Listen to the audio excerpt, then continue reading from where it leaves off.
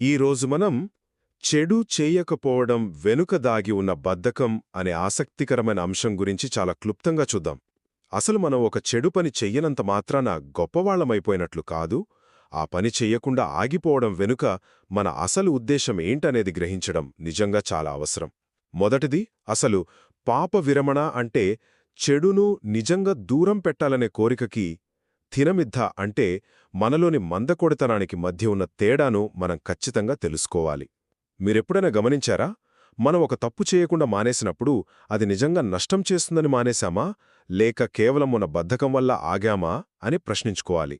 ఎందుకంటే చాలాసార్లు ఈ బద్ధకమే నేను చాలా మంచోడిని అనే పుణ్యం ముసుగు వేసుకుని మనల్ని మోసం చేస్తుంటుంది.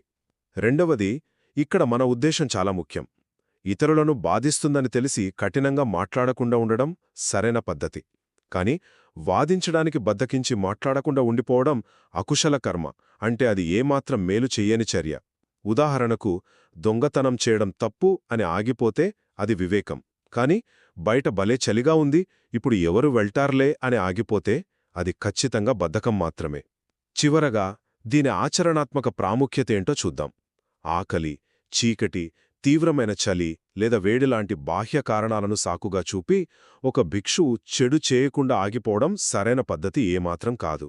యోనిసో మనసికార అంటే పూర్తి స్పృహతో, సరైన శ్రద్ధతో చురుగ్గా చెడును దూరం పెట్టడమే ఎప్పుడైనా సరైన మార్గం. కాబట్టి గుర్తుంచుకోండి, చెడును వదిలివేయడమంటే కేవలం బద్ధకంతో ఆగిపోవడం కాదు. పూర్తి స్పృహతో మరియు సరైన ఉద్దేశంతో దానిని నివారించడమే నిజమైన పాప విరమణ.